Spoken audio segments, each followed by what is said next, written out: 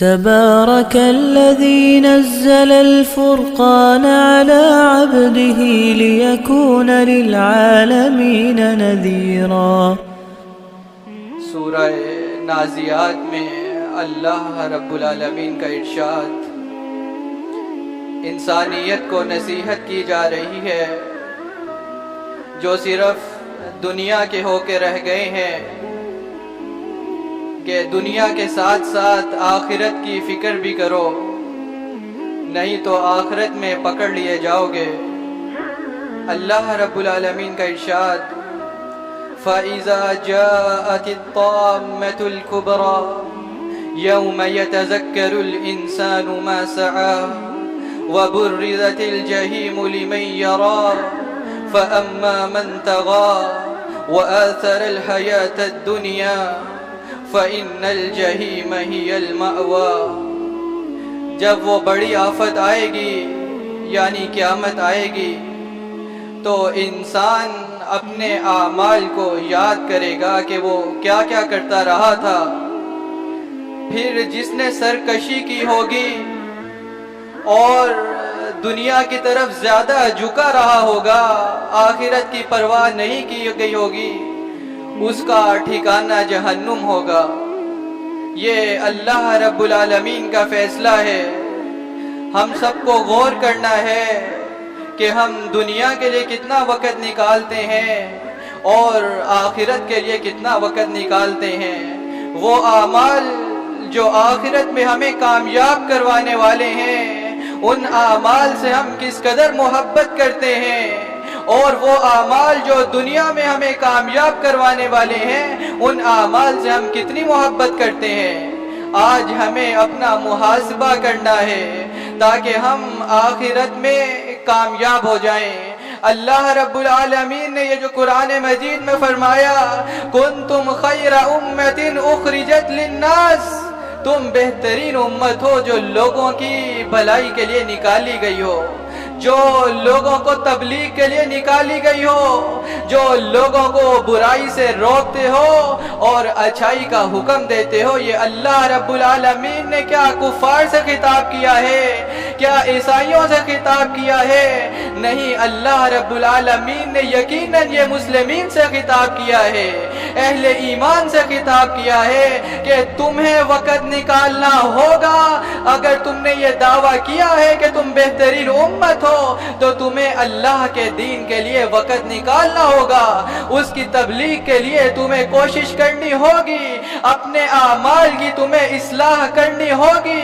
اسلام کے جو مرکز ہیں، اسلام کی جو مسجدیں ہیں، انہیں تمہیں آباد کرنا ہوگا۔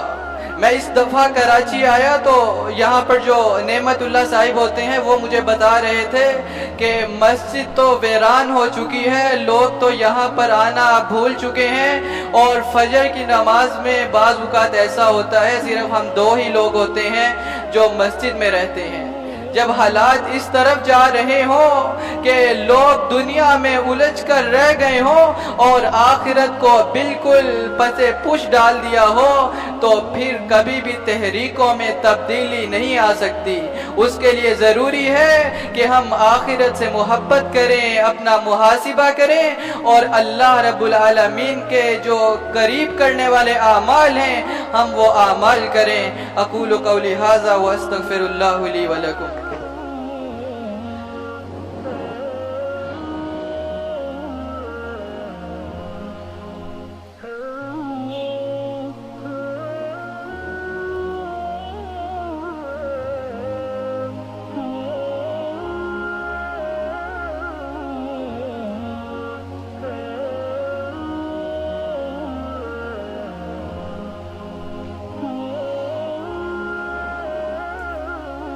الحمد لله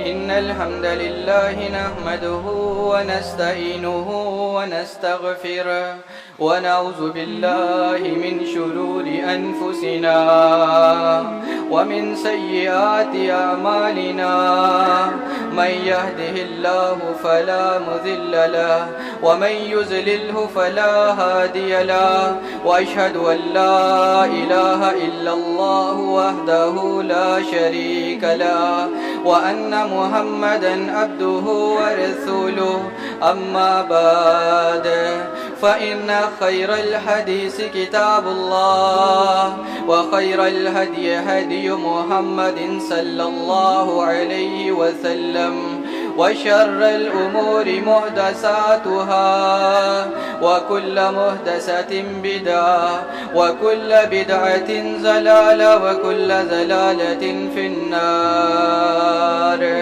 اللهم صل على محمد النبي وأزواجه أمهات المؤمنين وذريته وأهل بيته كما صليت على آل إبراهيم إنك حميد مجيد.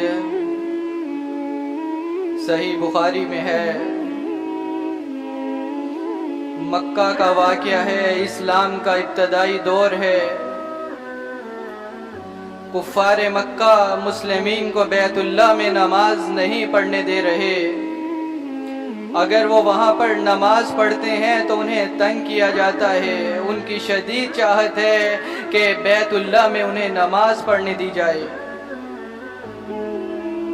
اور اللہ کے رسول صلی اللہ علیہ وسلم اور ان کے صحابہ بیت اللہ میں جاتے ہیں نماز پڑھنے کے لیے. یہ محبت ہے اسلام کے مراکز سے، مسجدوں سے.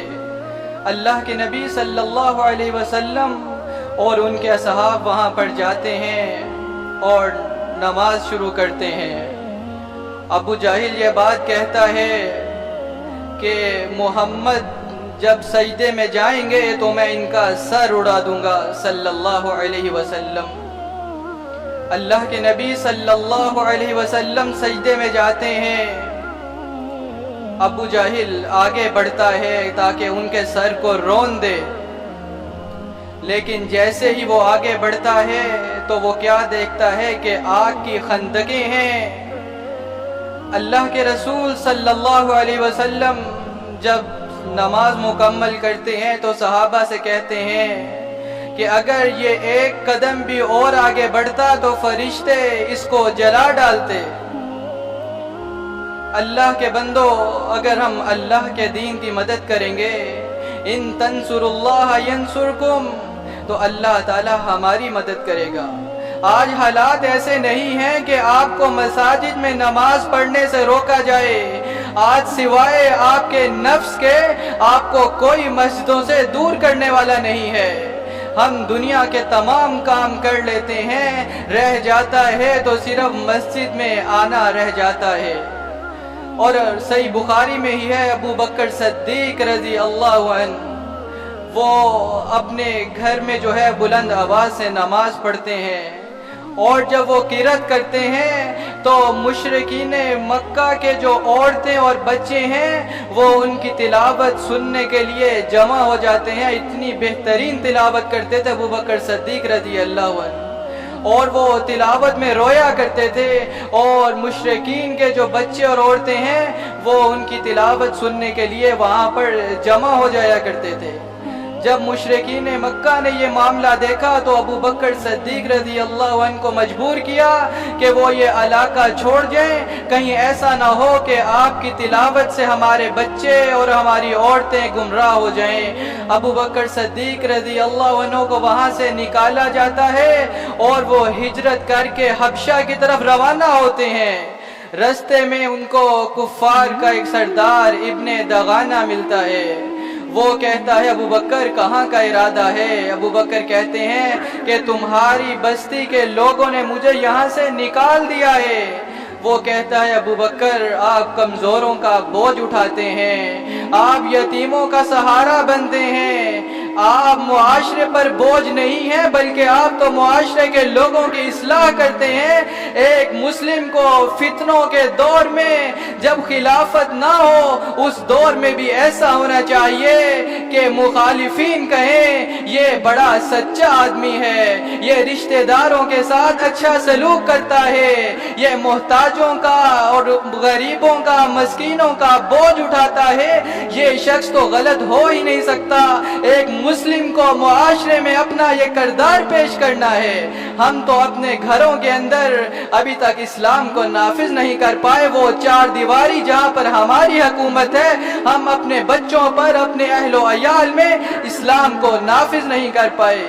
بڑے افسوس کا مقام ہے۔ اور ابو بکر رضی اللہ عنہ کو کون کہہ رہا ہے؟ کفار کا سردار کہہ رہا ہے، ابو بکر آپ جو ہیں آپ ایسے نہیں ہیں، آئیے میں آپ کو امان دلواتا ہوں۔ وہ ابو بکر رضی اللہ عنہ کو ساتھ لے کر گیا اور وہاں کے سرداروں سے بات کی کہ تم اس شخص کو نہیں نکال سکتے، اس شخص کی امان میں دیتا ہوں، میں اس کی ضمانت دیتا ہوں۔ ابو بکر رضی اللہ عنہ کچھ عرصہ تو اپنے گھر کے اندر نماز پڑھتے رہے، لیکن ایمان کی حرارت جو ہے جب باہر آتی ہے تو مجبور کرتی ہے کہ مسلم نماز پڑھے گا تو مسجد میں جا کر پڑھے گا۔ ابو بکر نے کیا کیا؟ گھر سے باہر نکلے اور گھر کے سامنے جا کر مسجد تعمیر کر ڈالی اور وہاں پر نماز شروع کر دی۔ یہ مسجد کا مقام ہے کہ ایک مسلم مسجد کے بغیر نہیں رہ سکتا، اس کا دل دھڑکتا ہے کہ میں مسجد میں جاؤں اور باجماعت نماز ادا کروں۔ اور ابو بکر رضی اللہ عنہ نے پھر سے جب تلاوت قرآن شروع کی، رونے لگے تو کفار کے بچے اور عورتیں پھر سے وہاں پر جمع ہو گئے۔ اور پھر ابن دغانہ کو پتا چلا، وہ ابو بکر صدیق کے پاس آیا رضی اللہ عنہ اور کہنے لگا کہ میں نے تمہاری ضمانت دی تھی، یہ تم نے کیا کیا؟ وہ کہتے ہیں میں تمہاری امان تمہیں واپس کرتا ہوں، مجھے اللہ رب العالمین کی امان کافی ہے۔ ایک مسلم تو ایسا ہوتا ہے جب مشکلوں میں گھرا ہوتا ہے، اس وقت بھی اس کو فکر ہوتی ہے کہ میں اللہ کے گھر میں جا کر نماز ادا کروں۔ ہمیں مسجدوں سے محبت کرنی ہے۔ یہ جو سلسلۃ السیاح کی صحیح سند سے حدیث ہے کہ اندھیروں میں مسجد کی طرف چل کر آنے والوں کو جنت کی خوشخبری سنا دو، کامل نور کی خوشخبری سنا دو۔ یہ حدیث کن کے لیے ہیں؟ یہ حدیث یقیناً ہمارے لیے ہے، لیکن ہم غور نہیں کرتے۔ اللہ رب العزت ہمارے اعمال کی اصلاح فرما دے اور ہمیں اپنے گھروں سے محبت کرنے والا بنا دے اور ہمارا خاتمہ ایمان پر کر دے۔ اقول قولی ھذا تبارک الذی نزل الفرقان علی عبدہ